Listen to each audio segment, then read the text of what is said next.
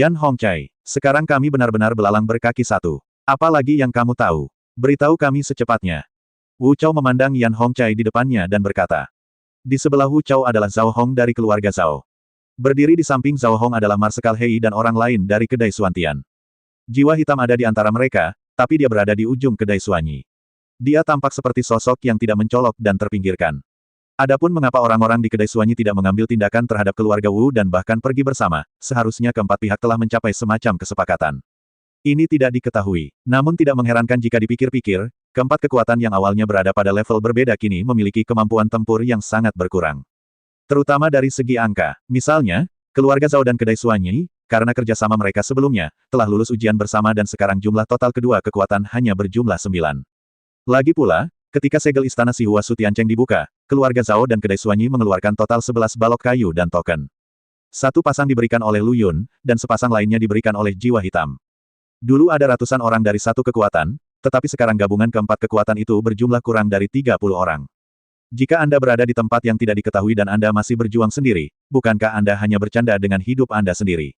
Namun meski keempat pihak saat ini menjalin hubungan kerjasama, namun suasana saat ini terbilang tidak harmonis. Wu Chao, apakah kamu sudah selesai? Aku sudah memberitahumu semua yang aku tahu. Kenapa kamu masih menanyakan pertanyaan yang tak ada habisnya? Yan Hongcai menjawab dengan kesal. Bukankah itu karena seseorang punya preseden? Wu Chao galak dan lugas tanpa meninggalkan ruang untuk kesalahan. Dia memiliki postur memecahkan toples dan menghancurkannya. Setelah mengalami begitu banyak hal, Wu Chao akhirnya menemukan jawabannya. Selain Wu Chao, keluarga yang sama di kota Zhongzhou nomor 33, hanya Zhao Hong dan Yan Hong yang memiliki 800 rencana. Dia sedang bermain-main. Yang satu diam-diam bekerja sama dengan Suanyi Tavern, dan yang lainnya menyembunyikan rahasia dan diam-diam menuai keuntungan.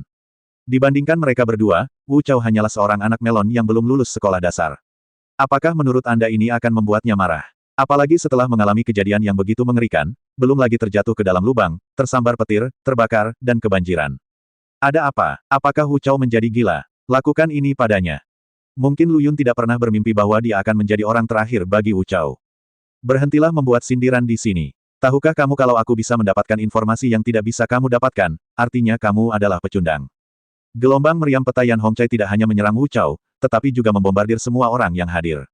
Itu membuat orang merasa seperti sedang duduk di rumah dan potnya datang dari langit. Memang benar dia mendapatkannya pada dirinya sendiri.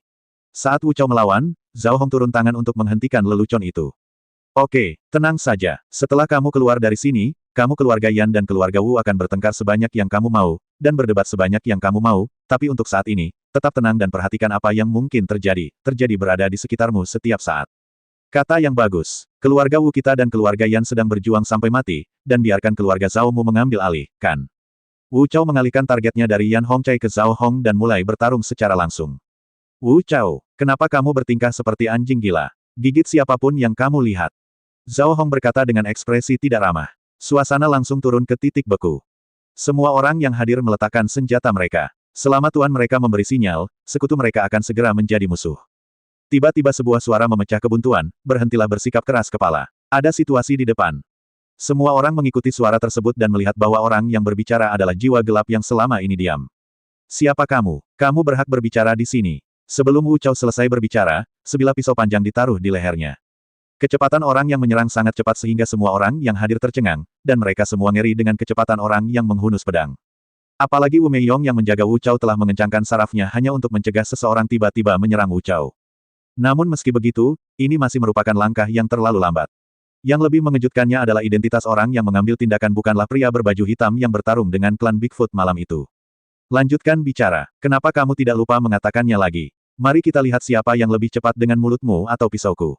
Kata jiwa hitam dengan suara dingin, tidak menyembunyikan ancaman yang terkandung dalam kata-katanya. Wu Chao sangat ketakutan hingga kaki dan perutnya gemetar, dan dia benar-benar menatap Marsekal Hei untuk meminta bantuan. Dia tidak tahu bahwa pria yang memegang pisau di lehernya bahkan berperingkat lebih tinggi daripada Marsekal Hei. Melihat pelajaran telah diberikan, jiwa hitam mengambil kembali pisau panjangnya. Jika kamu membiarkan aku mendengar kenikmatan lisanmu lagi, aku akan memotong lidahmu. Aku selalu menepati janjiku. Setelah episode berikutnya, grup tersebut memulai perjalanan lagi. Melalui hutan lebat, bayangan hitam muncul di pandangan semua orang. Saya melihat sosok gelap berdiri di depan peti harta karun besar, terus-menerus membungkuk seolah mencari sesuatu. Dan gerakannya sangat vulgar. Dasar pencuri kecil. Kamu berani sekali. Kamu bahkan berani merampok barang-barangku. Silakan kuliti pencuri ini hidup-hidup. Wu Chao berteriak. Zhao Hong dan Yan Hongcai mengikuti dari belakang. Perampasan makanan dari mulut harimau seperti ini tidak diragukan lagi menyentuh keuntungan mereka. Lu Yun, yang sedang memetik dan berlatih, juga dikejutkan oleh teriakan keras itu, dan hampir kehilangan tangannya dengan senjata peri di tangannya. Saya masih bertanya-tanya mengapa tangisan ini terdengar begitu familiar. Dan alasan mengapa dia melakukan ini hanya karena dia tidak bisa menahan godaan untuk membuka kotak itu, dan dia tidak ingin menyelesaikan pembukaan kotak harta karun dan mengambil harta itu tanpa tersambar petir. Jadi Lu Yun memikirkan cara, saya membukanya tetapi saya tidak membuka semuanya, saya mengambilnya tetapi tidak mengambil semuanya. Jika ini alasannya, Yan Hongcai dan yang lainnya memiliki alasan yang tidak dapat dijelaskan dan tidak senonoh saat melihat punggung Lu Yun. Karena dia tidak bisa melihat apa yang ada di peti harta karun itu, dia hanya bisa meraba-raba dan mengeluarkannya satu persatu untuk memastikan apakah dia menginginkannya atau tidak. Lihat apakah Anda dapat mencoba menghindari deteksi formasi melalui metode ini. Meski ada perasaan membohongi diri sendiri dan menipu orang lain, yang terbaik adalah berusaha. Namun pendekatan ini tentu saja dibenci oleh Lord Skyfire. Lu Yun mengabaikannya. Saat Lu Yun masih memikirkan di mana dia mendengar suara itu, Yan Hongcai, Zhao Hong dan yang lainnya sudah bertarung di depannya. Tapi ketika mereka melihat Lu Yun, mereka semua tercengang. Lagu Yuntian, panti jompo keluarga Zhao, Zhang Yan. Su Ke, saudara Su, Zhao Hong dan yang lainnya saling memandang, sedikit bingung. Mengapa satu orang memanggil 4 nama? Lu Yun juga tercengang. Dia tidak menyangka rompi yang telah dia kelola dengan susah payah akan meledak dengan cara yang tidak bisa dijelaskan. Tepat ketika Lu Yun hendak mencoba menyelamatkan karakternya, mari kita lihat apakah dia dapat menghentikannya agar tidak merusaknya sepenuhnya. Tapi begitu dia membuka mulutnya, kata-kata itu sampai ke tenggorokannya. Ada semburan cahaya putih jatuh dari langit dan menghantamnya. Di mata Yan Hongcai dan yang lainnya yang tercengang, dia naik ke surga. Lu Yun, Jie Nimano, 33 kota Zhongzhou tidak bisa kembali. Gelombang rompi ini saja yang meledak, dan langsung menjadi musuh publik kota Zhongzhou No. 33. Kata orang, kebahagiaan sering kali didasarkan pada penderitaan orang lain. Betapa tertekannya Lu Yun di sini, betapa bahagianya Lord Vulcan hari itu. Nak, aku memintamu untuk menutup telingamu dan mencuri apa yang terjadi. Kamu masih ingin memanfaatkan celah dalam lingkaran sihir yang aku rancang. Itu hanya fantasi. Lu Yun merasa tertekan ketika dia diberhentikan, tetapi dia bahkan lebih tertekan ketika Tuan Tianhuo mengatakan ini. Kali ini dia kehilangan semangka dan biji wijen, dan tidak mendapatkan apapun di tangannya. Ia pun meledakkan rompi yang telah ia kerjakan dengan susah payah selama ini. Sungguh menyedihkan. Nak, jangan lupa, kamu akan disambar petir saat kembali. Hati-hati. Lord Tianhuo mengingatkan sambil menahan senyuman. Keluar dari sini, Lu Yun berkata dengan marah. Tapi Yan Hongcai dan yang lainnya masih belum tersadar dari keterkejutannya. Satu orang, dan semua kekuatan dari segala penjuru disebut dengan nama berbeda. Orang pintar seperti Yan Hongcai dan Zhao Hong semuanya menyadari bahwa mereka telah dibodohi oleh Lu Yun. Saya semakin yakin dalam hati bahwa identitas Su Ke mungkin palsu. Tapi ada satu orang yang tidak berpikir demikian, dan orang itu adalah Black Soul. Dia seharusnya menjadi satu-satunya di antara semua orang yang gembira saat ini.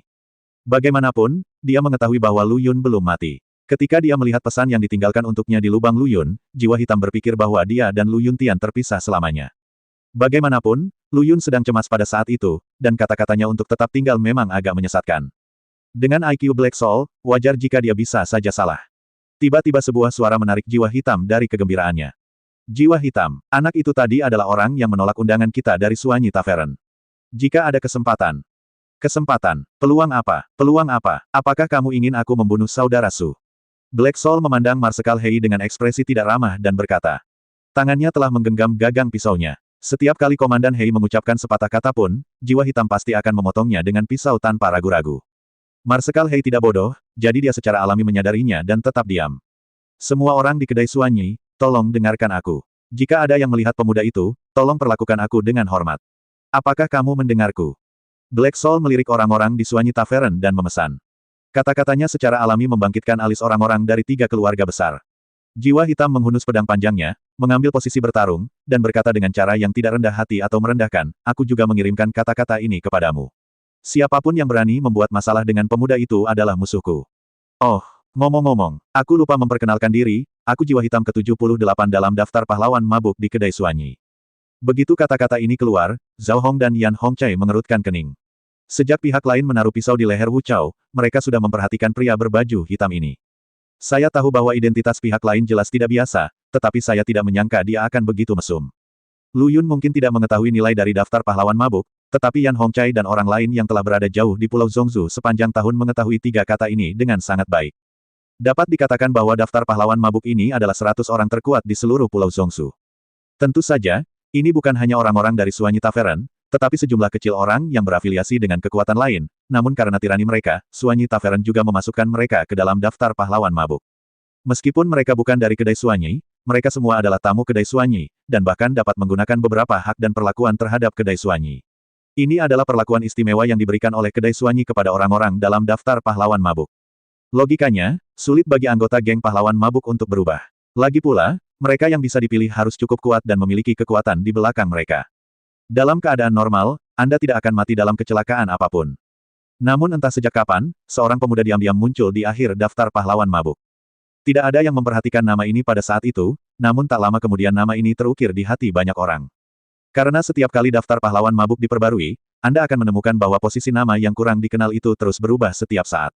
Mereka terus bergerak maju, dan namanya adalah Jiwa Hitam. Dia bersumpah untuk mengalahkan semua orang di daftar pahlawan mabuk untuk membuktikan ilmu pedang di dalam hatinya.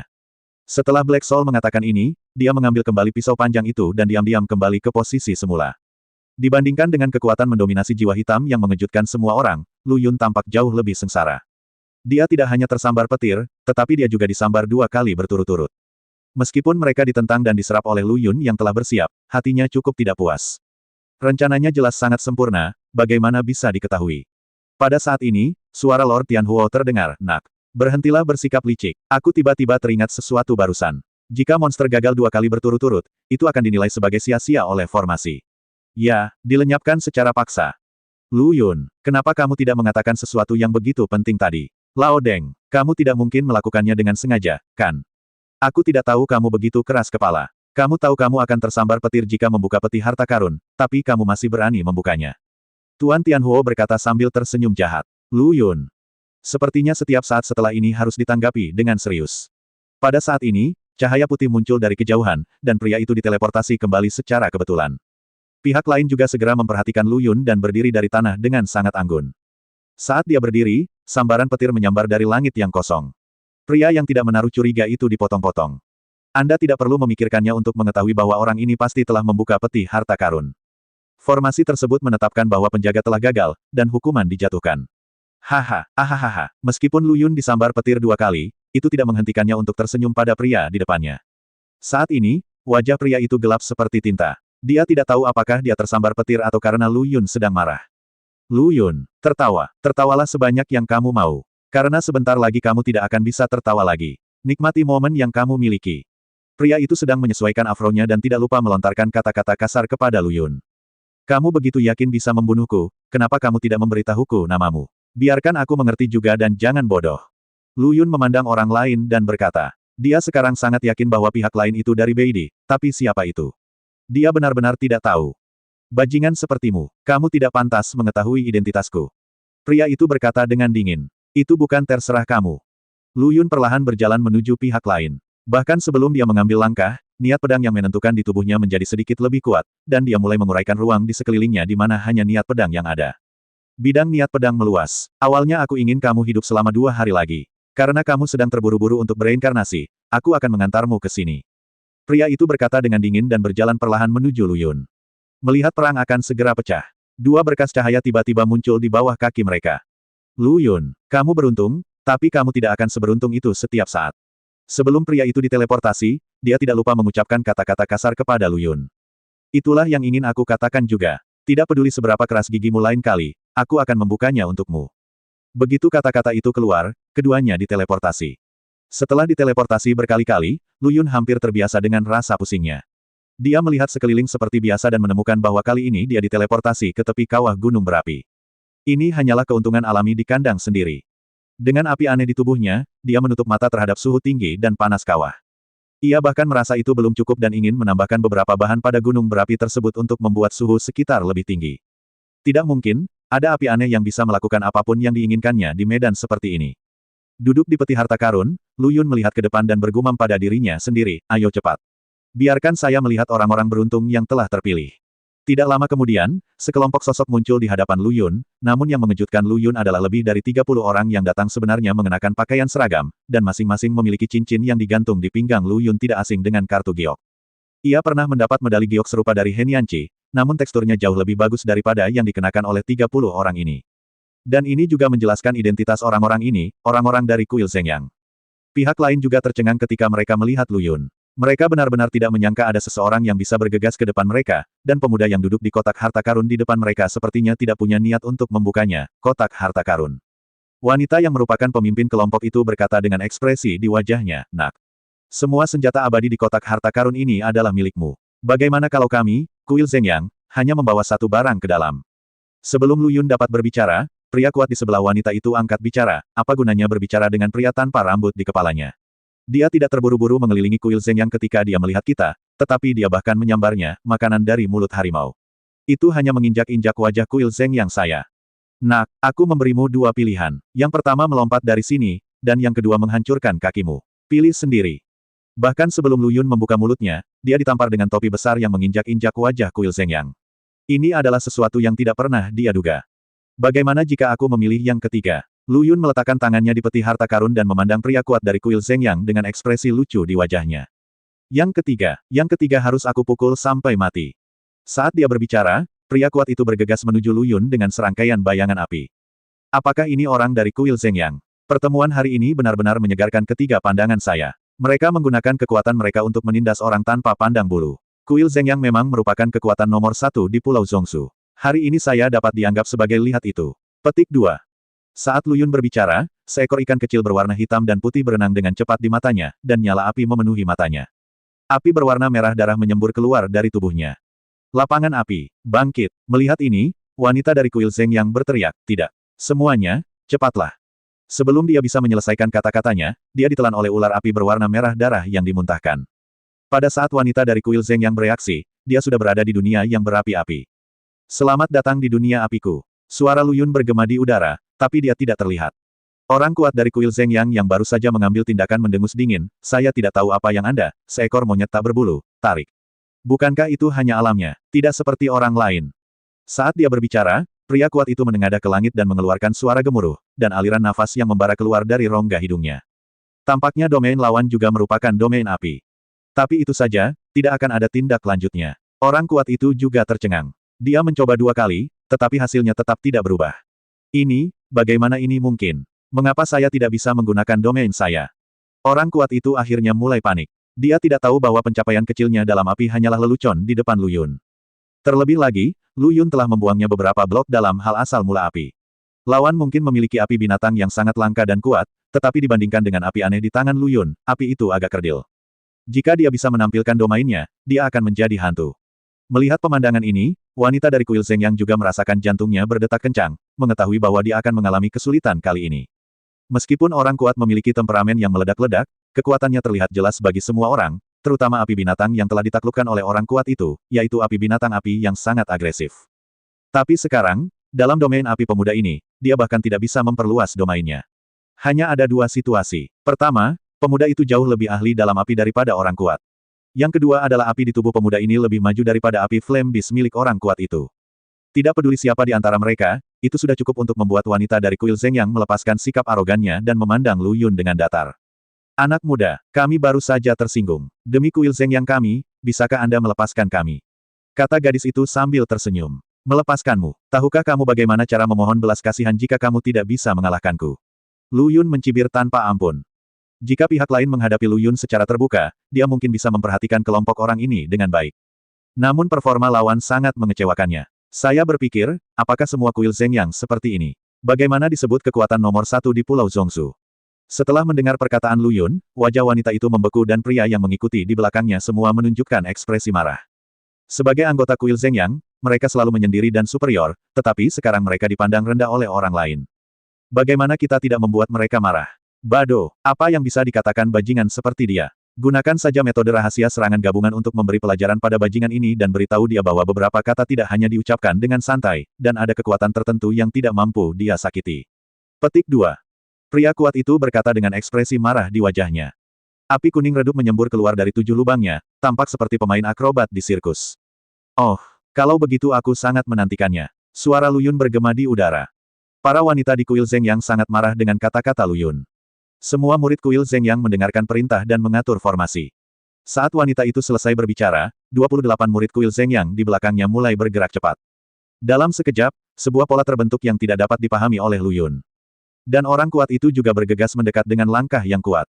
Dalam sekejap, kekuatan dahsyat dari matahari yang menyala-nyala meledak dari tubuh anggota kuil Zhengyang ini. Semua berkumpul di orang kuat itu. Saat kekuatan matahari yang menyala-nyala memasuki tubuhnya, tubuh lelaki kuat itu mulai mengembang dengan cepat, matanya menjadi sangat redup, dan totem api mulai muncul di tubuhnya. Ada perasaan deja vu yang bersifat kebinatangan. Ini adalah versi paling dasar dari formasi Jiang di kuil Zhengyang. Kekuatan matahari yang menyala-nyala dari para biksu dalam formasi ditransfer ke orang tertentu, yang meningkatkan kekuatan keseluruhan orang tersebut dalam waktu singkat dan sangat meningkatkan kekuatan dan kendali api. Bajingan, mati, Flame Beast Domain terbuka. Pria kuat itu meraung dengan mata redup. Api kuning menyala menyembur keluar dari tubuhnya, mengubahnya menjadi monster yang lahir di lautan api. Orang kuat yang memperluas bidangnya lebih percaya diri, memukuli dadanya yang kuat seperti kera. Di wilayah apinya, seekor binatang dengan tubuh seperti lembu dan bentuk seperti singa, terbungkus api, mengeluarkan raungan yang memekakkan telinga. Ini adalah Flame Beast yang legendaris. Dikatakan bahwa api yang dihembuskannya adalah yang terpanas di dunia dan memiliki kekuatan untuk membakar segalanya. Bajingan, apakah kamu merasakan getaran yang datang dari lubuk jiwamu? Apakah kamu putus asa? Orang kuat itu mengejek Lu Yun dengan arogan. Menurutnya, sekarang dunia sedang berkembang, Lu Yun hanyalah seekor domba yang menunggu untuk dirusak olehnya. Pria kuat itu masih ingin pamer, tetapi dihentikan oleh wanita dari kuil Zhengyang di belakangnya, kemenangan cepat, terlambat akan membawa perubahan. Meskipun pria kuat itu terlihat tidak senang, dia tetap mengikuti saran wanita itu dan berteriak keras, dan api di tubuhnya langsung melonjak 10 kali lipat. Pada saat ini, bola api berwarna merah darah muncul dari udara tipis, menyatu menjadi bentuk humanoid di udara. Nak, tidak bisakah kamu duduk diam? Lihat saja aku menghancurkan dunia konyolmu ini. Orang kuat itu berkata dengan ekspresi garang. Lu Yun hampir tertawa ketika mendengar ini, dan kemudian dengan lambaian tangannya, seekor ikan kecil yin yang muncul di antara jari-jari Lu Yun. Xiao Yuer, pernahkah kamu mendengar itu? Orang ini akan mencabik-cabikmu. Menurutmu apa yang harus kami lakukan? Lu Yun berkata sambil menggoda ikan kecil yin dan yang berenang di antara jari-jarinya. Haha, apakah ini roh api binatangmu? Benar-benar cocok dengan bajingan sepertimu. Seekor ikan kecil yang tidak lebih besar dari telapak tangan bahkan tidak bisa mengisi celah di antara gigi salamanderku. Orang kuat itu tertawa dan berkata. 28 murid kuil Zeng yang lainnya juga tertawa, tetapi hanya wanita itu yang menatap dengan serius pada ikan kecil yang berenang di antara jari-jari Lu Yun. Dia belum pernah melihat binatang yang menyala-nyala seperti itu, dan dia bahkan belum pernah melihat makhluk hitam putih dalam catatan sejarah. Yang paling sulit dia terima adalah dia bahkan merasakan tekanan samar dari api aneh Ming Chiksu Tianyan yang pernah dia lihat sebelumnya. Namun jika diperhatikan lebih dekat, terlihat bahwa ikan berwarna hitam putih ini tidak ada bedanya dengan ikan biasa. Dia meremehkanmu, Xiao Yuer, apa yang harus aku lakukan? Lu Yun berkata sambil melihat ikan yin dan yang di antara jari-jarinya. Ikan kecil dan ikan mas melompati gerbang naga, melompat keluar dari telapak tangan Lu Yun, dan berenang menuju orang kuat di udara seolah-olah mereka berada di dalam air, sambil mengayunkan ekornya. Haha, mencari kematian. Orang kuat itu berteriak, dan binatang api di belakangnya menghantam tanah, melompat tinggi, dan membuka mulutnya untuk menelan ikan yin dan yang dalam satu gigitan. Tetapi pada saat ini, tubuh ikan yin yang mengembang dengan cepat, dan dalam sekejap ukurannya beberapa kali lipat dari binatang api itu. Dari ikan kecil sebesar telapak tangan hingga menjadi raksasa seperti sekarang, hanya membutuhkan waktu yang singkat. Pergantian peristiwa yang tidak terduga ini mengejutkan semua orang di kuil Zhengyang, namun yang lebih mengejutkan lagi masih akan terjadi. Ikan yin yang membuka mulutnya lebar-lebar dan menelan binatang api itu ke dalam perutnya. Ketika orang kuat melihat pemandangan ini, dia berkata sambil tersenyum bukannya marah, kamu berani menelan Flame Beast-ku, kamu sangat menjijikkan. Nyala api dari Flame Beast adalah nyala api terpanas di dunia kecuali api aneh. Apa yang kamu inginkan? Apakah kamu sudah makan ikan bakar? Kau dengar itu, ikan kecil. Jangan memasukkan apapun ke dalam mulutmu, atau perutmu akan rusak. Lu Yun berkata sambil menguap, seolah dia belum bangun sama sekali. Yin Yang Xiaoyu sepertinya memahami arti kata-kata Lu Yun dan memuntahkan binatang api di perutnya. Itu menghantam tanah dengan keras. Haha, tahan panas terik, bajingan. Orang kuat itu berkata dengan arogan. Menurutnya, alasan mengapa Xiaoyu memuntahkan Flame Beast adalah karena ia tidak dapat menahan panas terik dari tubuh Flame Beast. Bukan karena perkataan Lu Yun. Namun, wanita yang memimpin barisan pengumpul menyadari sesuatu yang aneh. Meskipun binatang api ini berasal dari domain api pria kuat, ia tidak memiliki kesadaran independen. Tetapi karena api binatang api pada orang kuat ini berasal dari binatang api yang telah berlatih selama puluhan juta tahun, maka meskipun api binatang api itu dikendalikan oleh orang kuat itu, ia juga memiliki tingkat kesadaran diri tertentu. Pada saat ini, binatang api itu berubah dari penampilan arogan sebelumnya, berbaring di tanah dengan takut-takut, seluruh tubuhnya masih gemetar, dan bahkan kepalanya terkubur jauh di dalam tanah. Seperti anjing di hadapan singa. Apa yang terjadi? Mungkinkah api anak ini benar-benar api binatang yang lebih kuat dari api binatang api itu? Wanita itu bergumam pada dirinya sendiri. Dibandingkan dengan pikiran wanita yang cermat, pria kuat ini memiliki anggota tubuh yang berkembang dengan baik dan pikiran yang sederhana. Dia benar-benar gagal untuk menyadari situasi dari binatang api yang berubah menjadi wilayah kekuasaannya sendiri. Ini juga mencerminkan satu hal dari samping, yaitu, kecocokan antara orang kuat ini dan binatang api yang telah dia taklukkan tidaklah tinggi, dan bahkan tanpa batas, dekat dengan tolakan. Meskipun api binatang tidak memiliki spiritualitas yang tinggi seperti api alien, namun jika kecocokannya dengan sang penakluknya tinggi, asalkan dipupuk dengan sabar maka dapat mencapai titik di mana pikiran terhubung. Tapi melihat orang kuat dan binatang api, itu sepenuhnya merupakan hubungan kerja. Bahkan sekarang, orang kuat itu tidak menyadari keadaan yang jelas dari Flame Beast Fire, dan masih mengobrol dengan Lu Yun. Belum lagi Lu Yun, para wanita di kuil Zeng yang tidak bisa berkata-kata. Xiao Yu, berhenti berdebat dengannya, bunuh dia. Untuk saudara lelaki yang kuat, solusi Lu Yun adalah membunuhnya. Ini menyelamatkan dia dari berbunyi bip sepanjang waktu, tidak membicarakan mentalitasnya, dan membuang-buang waktu semua orang. Setelah menerima perintah Lu Yun, tubuh besar Yin Yang Xiao Yu terayun dengan keras, dan ekornya yang bergaris hitam dan putih langsung menghantam bidang orang kuat itu. Domain binatang api milik orang kuat itu bahkan tidak bertahan sesaat sebelum hancur. Binatang api gemetar yang tergeletak di tanah tidak hanya tidak menunjukkan kemarahan sama sekali, tapi bahkan bisa merasakan rasa lega. Puff! Seteguk besar darah muncrat dari mulut orang kuat itu, dan kesombongan di wajahnya memudar, digantikan oleh kengerian dan ketidakpercayaan. Dia tidak mengerti mengapa seekor ikan bisa memiliki kekuatan api yang begitu mengerikan. Hanya jentikan ekornya yang menghancurkan wilayah kekuasaannya. Ini, sebelum orang kuat itu bisa berkata apa-apa, dia ditelan oleh ikan Yin Yang. Baru sekarang wanita dari kuil Zeng yang menyadari satu hal. Jika dia menyadarinya lebih awal, dia akan pergi bersama murid-muridnya. Apa yang dibicarakan wanita dari kuil Zeng Yang adalah alasan mengapa pria kuat itu mampu memperluas domain api binatang api barusan bukan karena berkah dari formasi pengumpulan matahari. Itu karena Lu Yun yang sengaja melakukan anti-air. Ini memang benar. Ketika dia melakukan ini, Lu Yun awalnya berpikir bahwa pihak lain berasal dari kuil Zeng Yang, dan kekuatannya seharusnya bagus. Akan cocok untuk menjadi rekan tandingnya ketika dia pertama kali memasuki negeri dongeng emas. Tapi akibatnya dia terlalu memikirkannya. Kecuali kenikmatan lisan dari pria kuat ini, yang memenuhi ekspektasi Lu Yun, semuanya gagal memenuhi standar. Itu sama sekali tidak memenuhi harapan Lu Yun padanya. Terlebih lagi, Lu Yun merasa bahwa meskipun orang kuat ini tidak berada jauh di dalam wilayah kekuasaannya, ada kemungkinan besar dia tidak akan dapat menggunakan wilayah kekuasaannya tanpa bantuan formasi pengumpulan Yang. Oleh karena itu, Lu Yun menduga bahwa pria kuat ini kemungkinan besar adalah kerabatnya, cucu atau anak tidak sah dari seorang penatua dan diakon kuil Zeng Yang. Jika tidak, dengan keahlian orang kuat dalam api itu, apalagi memimpin tim, dia bahkan tidak akan bisa memasuki kuil Zeng Yang. Kata-kata selanjutnya dari wanita dari kuil Zeng Yang juga membenarkan dugaan Lu Yun. Anak muda, tahukah kamu akibatnya jika kamu membunuhnya? Dia adalah putra Diakon Bato. Begitu wanita itu mengatakan ini, para murid kuil Zeng Yang di belakangnya semua tampak terkejut. Diakon Bato, sebenarnya itu putranya, Wairi. Aku tahu identitasnya tidak biasa, tapi aku tidak menyangka dia sebesar itu. Orang ini menimbulkan masalah. Murid kuil Zeng Yang berkata satu persatu. Sepertinya mereka sudah melupakan situasi mereka saat ini. Kalau begitu kalau aku membunuh kalian semua, tidak akan ada yang tahu kalau akulah yang melakukannya. Kata Lu Yun sambil memainkan ikan Yin Yang di tangannya. Satu kalimat membungkam seluruh orang di kuil Zeng Yang. Kamu berani, wanita dari kuil Zeng Yang berkata dengan ekspresi muram. Apa yang berani aku tidak lakukan? Jangan lupa, kamu masih berada di wilayah apiku. Membunuhmu hanya soal mengangkat tangan, itu tidak terlalu mudah. Lu Yun berkata sambil tersenyum. Orang-orang di kuil Zeng Yang akhirnya mulai panik. Mata wanita itu pada Lu Yun tidak lagi tajam seperti sebelumnya, anak muda. Selama kamu melepaskan kami, aku jamin masalah ini akan membusuk di perutku, dan cincin penyimpanan di tangan kami juga milikmu.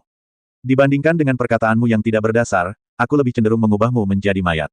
Hanya mayat yang akan menyimpan rahasia selamanya. Dan jika aku membunuhmu, harta di tanganmu akan tetap menjadi milikku, dan itu juga dapat mencegahmu bersembunyi.